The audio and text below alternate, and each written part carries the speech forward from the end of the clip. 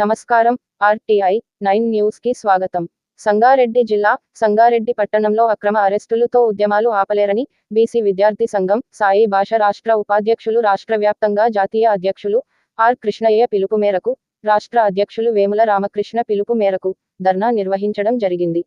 BC విద్యార్థి సంఘం రాష్ట్ర ఉపాధ్యక్షులు సాయి భాష ఆధ్వర్యంలో సంగారెడ్డి ఆర్డీఓ ఆఫీస్ ముందు పెండింగ్లో ఉన్న ఫీజు రియంబర్స్మెంట్ స్కాలర్షిప్ వెంటనే రిలీజ్ చేయాలని ధర్నా చేపట్టడం జరిగింది. ఈ సందర్భంగా సాయి భాష మాట్లాడుతూ రాష్ట్ర ప్రభుత్వం విద్యార్థుల పెండింగ్లో ఉన్న ఫీజు రీయింబర్స్మెంట్ స్కాలర్షిప్ రిలీజ్ చేయాలని అన్నారు. ఈ కార్యక్రమంలో పాల్గొన్నవారు విద్యార్థులు, జిల్లా స్థాయి నాయకులు గౌండ్ల ప్రదీప్ గౌడ్, వర్ధన్ గౌడ్, కసిబి, మణి, ప్రవీణ్, చింటూ, హరి ప్రసాద్, రోహిత్ గౌడ్, వాణి, మ్యాన్, శివ, శ్యామ్, పవన్ తదితరులు పాల్గొన్నారు. RTI 9 news reporter Sangareddy division incharge Manne Mallesham.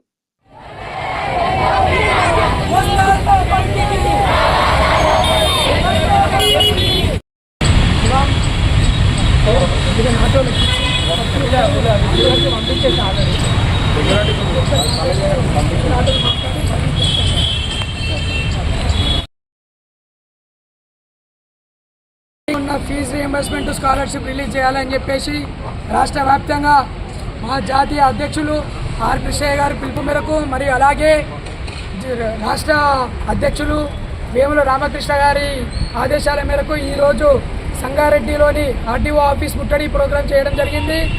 ఈరోజు విషయం ఏంటంటే గత 4 సంవత్సరాలుగా పెండింగ్లో ఉన్న ఫీజు రీయింబర్స్మెంట్ స్కాలర్షిప్ 7,000 కోట్లు రిలీజ్లో ఉంది.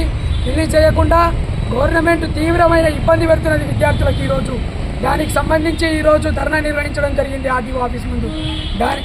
ఒకటి కోరుతున్నాం, విద్యార్థులను విముక్తి చేసి పెండింగ్లో ఉన్న ఫీజు రీయింబర్స్మెంట్ స్కాలర్షిప్ రిలీజ్ చేయాలని చెప్పి సందర్భంగా కోరుకుంటూ, మరి అలాగే ఈరోజు తీవ్రంగా ఇబ్బందులు పెడుతున్న కళాశాలలకు కూడా ఈరోజు గౌరవ ప్రభుత్వం ఇబ్బంది పెడుతున్న పరిస్థితి ఈరోజు చాలా ఉంది.